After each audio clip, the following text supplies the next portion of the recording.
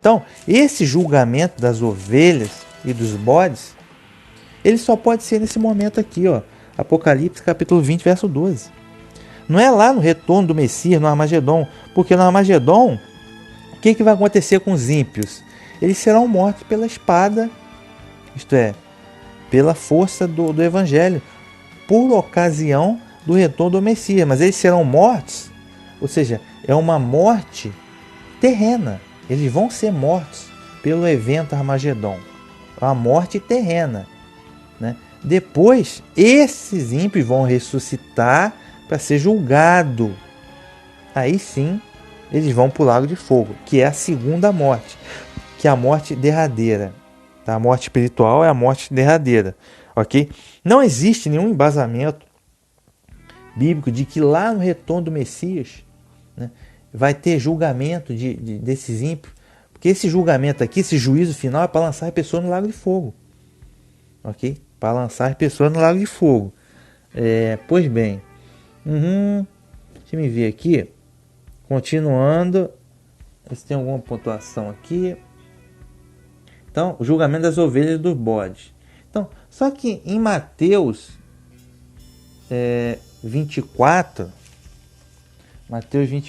verso 29 a 33, aí sim, que fala do retorno do Messias. Então ele diz, não, então o Messias vai voltar 3 vezes? Ele vai voltar 3 vezes. Muita gente questiona isso. Ele vai voltar de novo. Não é que ele vai voltar. É que nesse momento vai começar a regeneração. Então veja aqui que na nova terra, que é a morada eterna, o Messias vai estar conosco.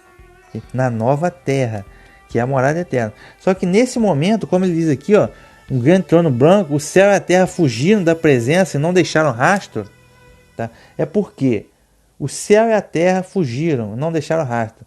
Então, esse céu e a terra vão ser consumidos. Tá? Então, vai ter o julgamento e depois o novo céu e a nova terra. Então, não é que o Messias volta, tá, por uma terceira vez para essa terra do jeito que é, não. Tá? Esse processo de juízo final é o que está entre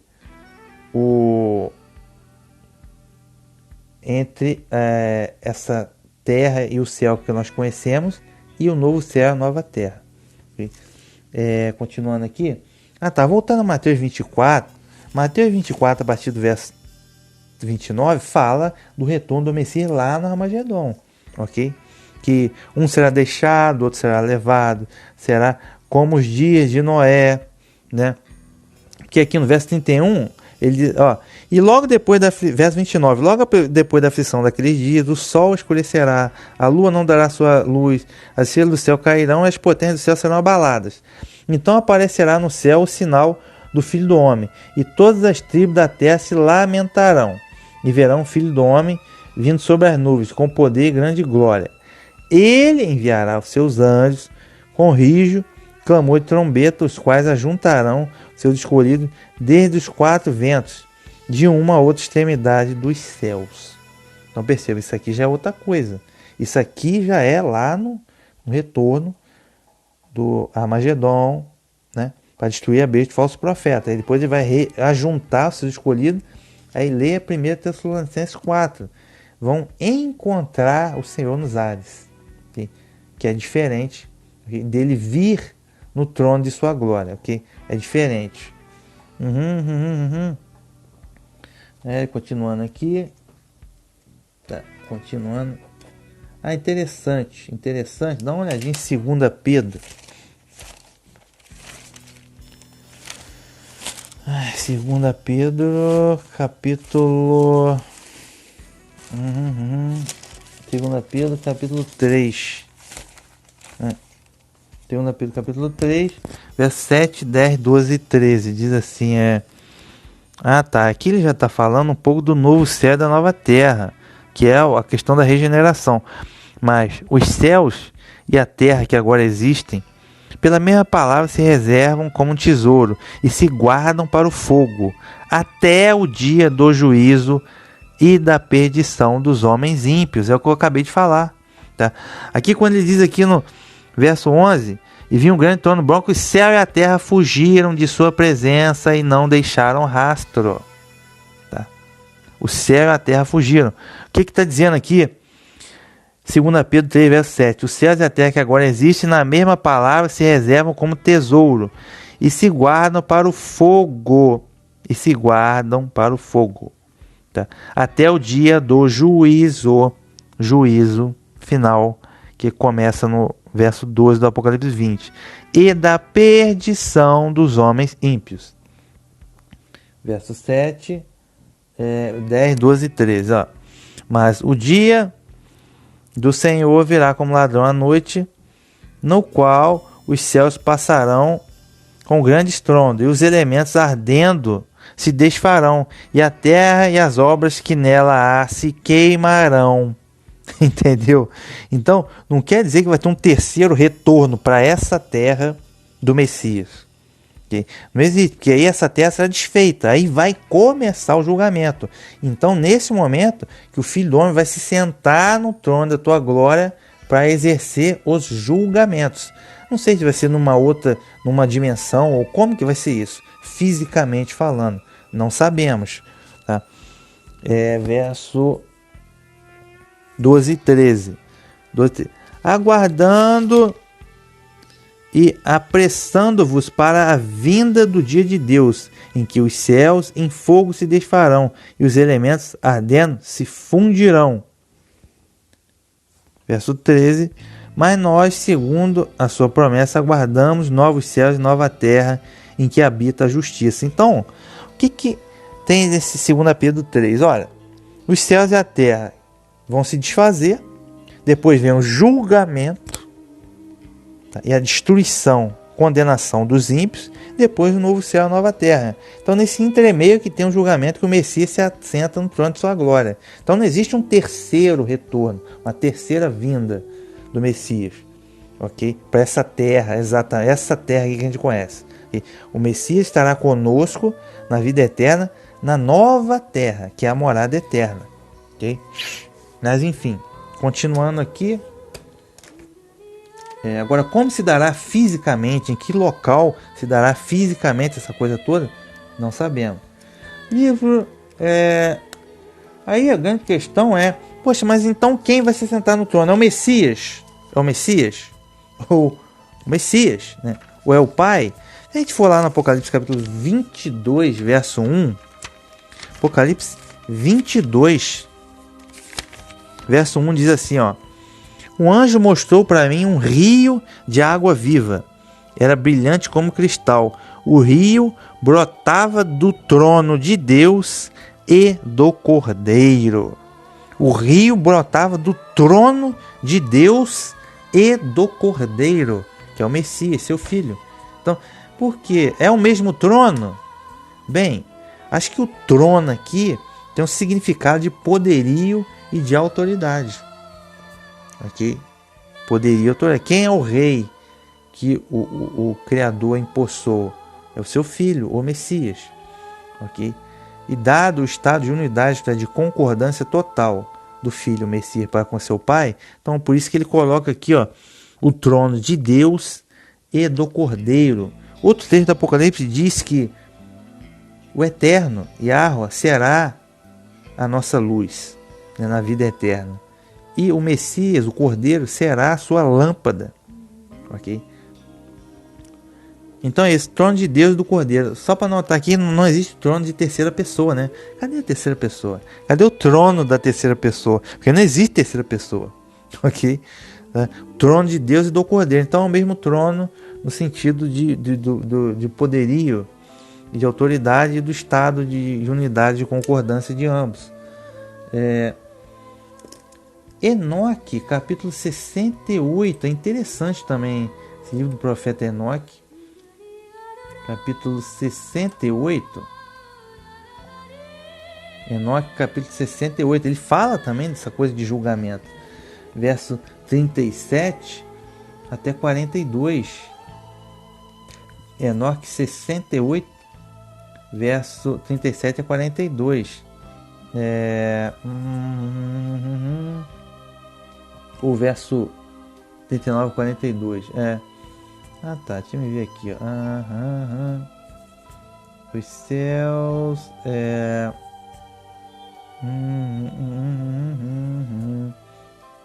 eu me ver aqui, ó. Eles abençoaram.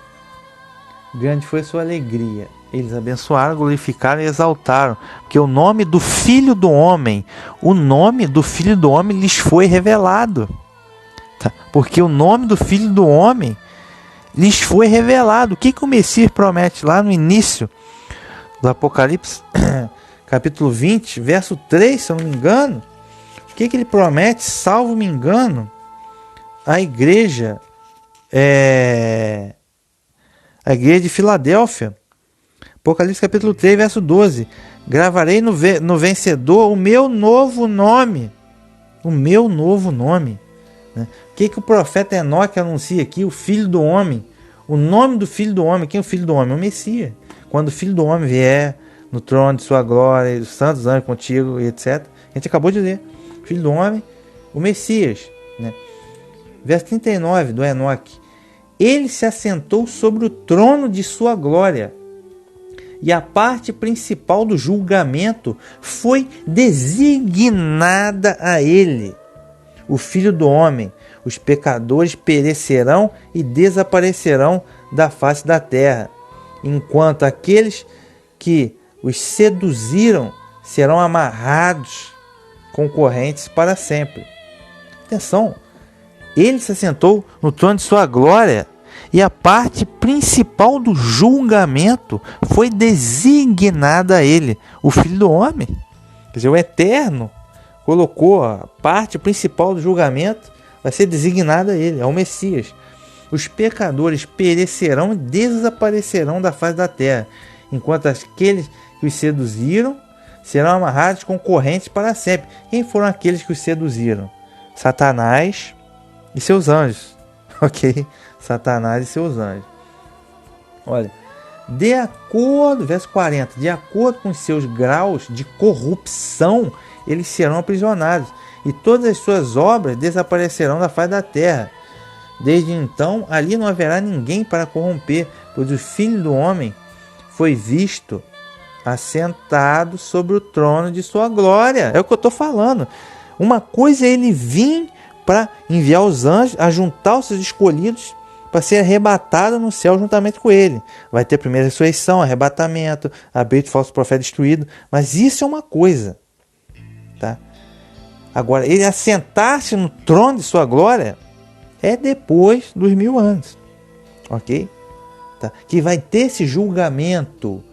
Tá? Que vai ter esse julgamento. Essa que é, os pecadores desaparecerão.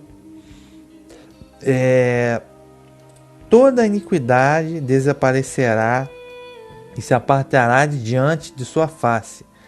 A palavra do Filho do Homem, do Messias, se tornará poderosa na presença do Senhor dos Espíritos. Isso é o Senhor Yahweh. Tá? Incrível, incrível esse Enoque aqui, 68. Né? Deixa eu me ver aqui. Os pecadores perecerão e desaparecerão, tá, da face da terra. Por quê? Na nova terra, que é a morada eterna, não haverá pecador. Os pecadores já vão estar no lago de fogo. Né? Ah, tá. Muito interessante. Tá. Foi revelado. Pois é. Então percebam que esse julgamento... Então tá claro, gente, tá claro. Vamos retomar aqui a parada, os detalhes é que fazem a diferença. O que o profeta Enoque está dizendo aqui? Ó, recapitulando, o profeta Enoque, capítulo 68, versos 32 a 43. Tá? No verso 39 diz assim, ó, ele se assentou sobre o trono de sua glória. Quem? O Messias. E a parte principal do julgamento foi designada para ele. Ok? Tá. Quando diz aqui que os pecadores perecerão e desaparecerão da face da terra. Veja bem, os pecadores perecerão e desaparecerão da face da terra. Então, quando o Messias se assentar no trono da sua glória e realizar o julgamento. Tá? E quando que é isso? Ora, é depois dos 1000 anos. Ah, não é antes dos 1000 anos, não? Muita gente insiste que é assim que ele voltar, o Armagedon, quando ele... não é. Por quê? Porque a gente leu que durante 1000 anos vai ter paz e prosperidade. Tá? Satanás não vai trabalhar, mas ainda assim nos 1000 anos vão ter pecadores. E o que a gente leu lá no Zacarias 14? Olha, pois o homem bom de 100 anos será abençoado, mas o ímpio de 100 anos será amaldiçoado. Okay? Por quê? Haverá numa escala muito menor, mas ainda haverá pecadores. Não é verdade? Então, é isso que está acontecendo. É isso que ele quer dizer. Então, os detalhes fazem a diferença. Okay? Os detalhes fazem a diferença. Então, incrível da profecia aqui do Enoque também, fora de série. Tá fora de série. Então, vamos agora, retomando aqui o Apocalipse. Apocalipse 20, verso 12. Né? Verso 12. Então, alguém se assentou no trono. Então, pelo jeito, esse que vai se sentar sobre o trono é o Messias mesmo. Tá? Para poder, a parte principal do julgamento foi designada para ele. Ou esse trono aqui, simbolicamente, né? Como lá Apocalipse 22, verso 1, trono de Deus e do Cordeiro. Tem uma simbologia de poderio e de autoridade. Verso 12 aqui. Ó. Vi então os mortos, grandes e pequenos, em pé diante do trono. E foram abertos livros. Foi também aberto outro livro, o livro da vida. Então os mortos foram julgados de acordo com a sua conduta. Ou, né, tá na Bíblia evangélica, geralmente tá assim, foram julgados de acordo com as suas obras. Conforme o que estava escrito nos livros.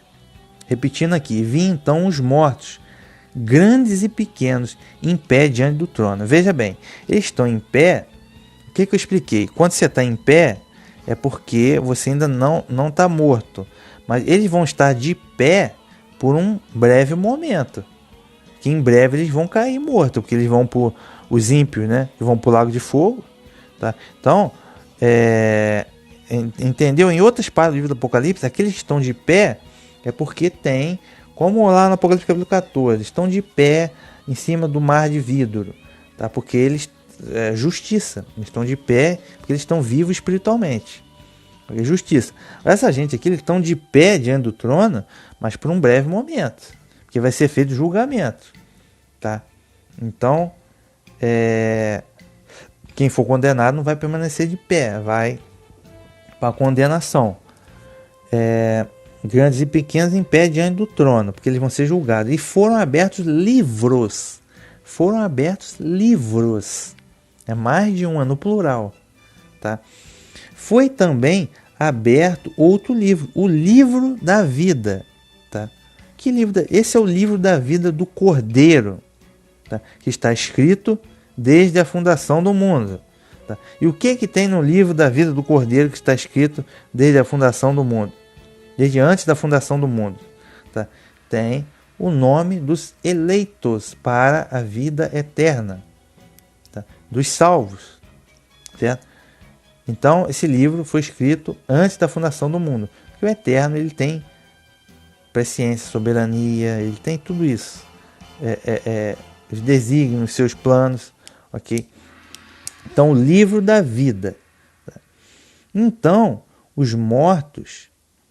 E tem o livro da vida do Cordeiro, né? Que é onde está o nome dos eleitos.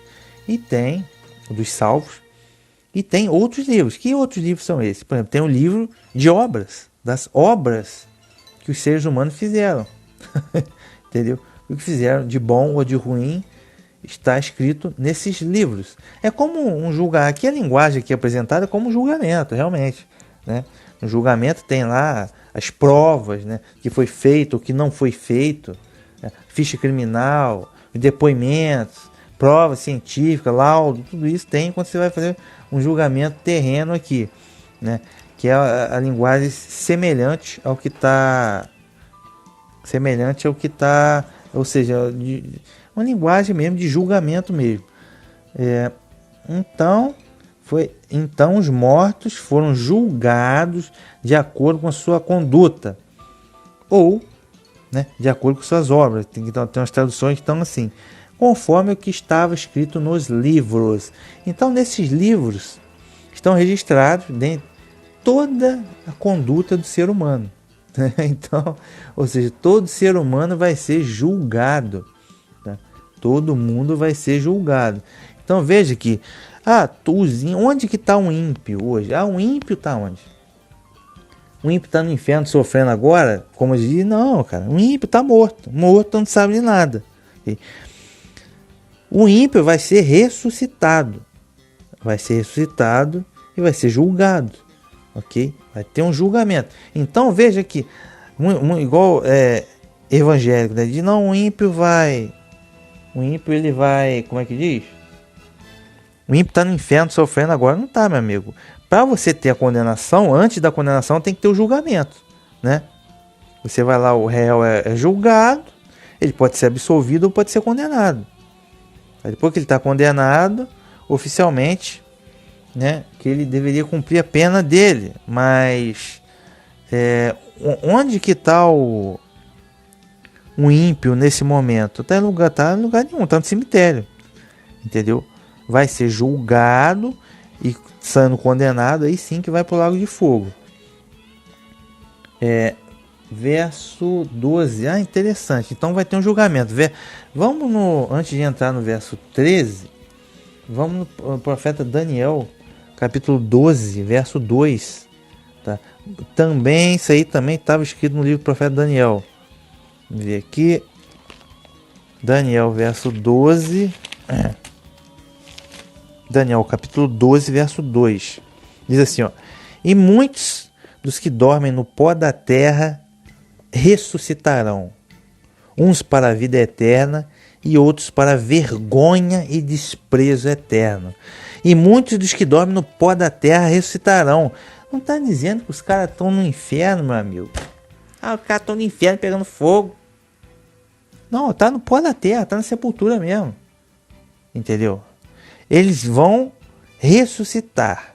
Então haverá uma ressurreição. A grande questão é se essa ressurreição é para a vida eterna ou para o vergonha e desprezo eterno, que é a condenação, lago de fogo. Okay? Daniel capítulo 12, verso 2. Em Daniel capítulo 7, verso 9 a 10 é interessante também. Daniel capítulo 7, verso 9 a 10, ele fala alguma coisa assim de livro também. Diz aqui, 7, verso 9 e 10 diz assim, e continuei olhando até que foram postos uns tronos, e um ancião de dias se assentou, e o seu vestido era branco como a neve, e o cabelo da sua cabeça como a limpa lã, e o seu trono chamas de fogo, e roda de fogo ardente. Um rio de fogo, uma nave saía diante dele, milhares e milhares, servia milhões e milhões estavam diante dele. Assentou-se o juízo e abriram-se livros. Tá? Abriram-se livros, né? Só que quem que está sentado nesse trono aqui? Daniel capítulo 7, verso 9 e 10. Com certeza é o Pai, Yahweh. Por quê? Porque o Messias, ele aparece aqui, no verso 13. Como o filho do homem dirigiu seu ancião de dias e fizeram chegar a ele. E foi-lhe dado domínio e honra e o reino para que todos os povos o servissem. Tá? O filho do homem é o que se apresenta e que se achega ao que está sentado no trono. Né? Mas aqui que está a questão. Né? Assentou-se o juízo e abriram-se livros. Tá? No Daniel capítulo 7, verso 10. Por isso que dá uma indagação acerca de quem estaria sentado no trono branco, né, no Apocalipse 20, verso 11. Né? Mas como tem a questão de o trono ser de Deus e do Cordeiro, no capítulo 22, verso 1 do Apocalipse, né, isso dá uma dirimida nessa questão. Deixa eu ver aqui. Atos dos Apóstolos, capítulo 17, verso 31. Atos dos Apóstolos, capítulo 17. Só um momento. verso 31. Diz assim: porquanto tem determinado um dia em que com justiça há de julgar o mundo, por meio do varão que destinou, e disso deu certeza a todos, ressuscitando-o dos mortos. Portanto, tem determinado quem? O Pai, né? Tem determinado um dia em que justiça há de julgar o mundo por meio do varão que destinou, o Messias, né? Ressuscitando-o dos mortos, né? Por isso que lá no Enoque a gente vê a parte principal do julgamento vai ser dada ao Messias, okay?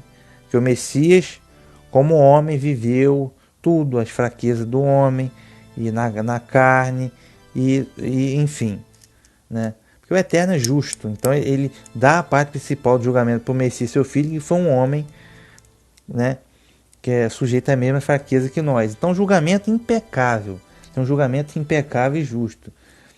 João 15, 28 e 29. Ah, tá. João 15, 28 e 29. Interessante.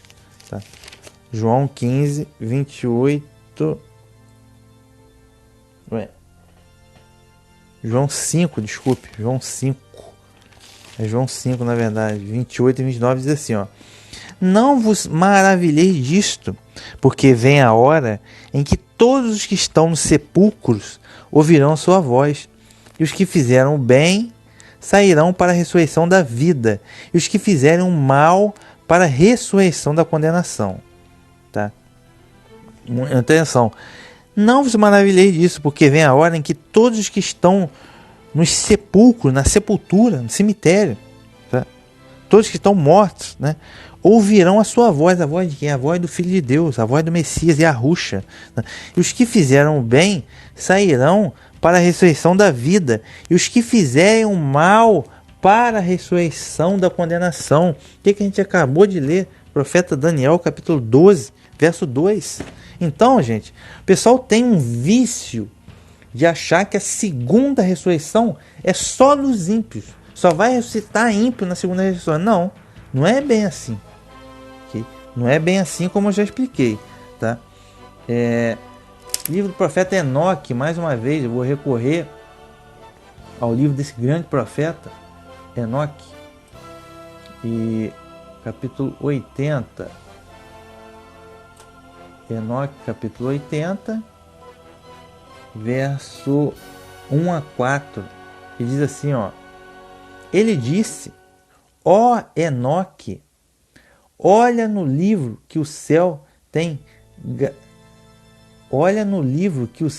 gradualmente derramado, e lendo o que está escrito nele, entenda toda a parte dele. Então eu olhei em tudo o que está escrito e entendi tudo.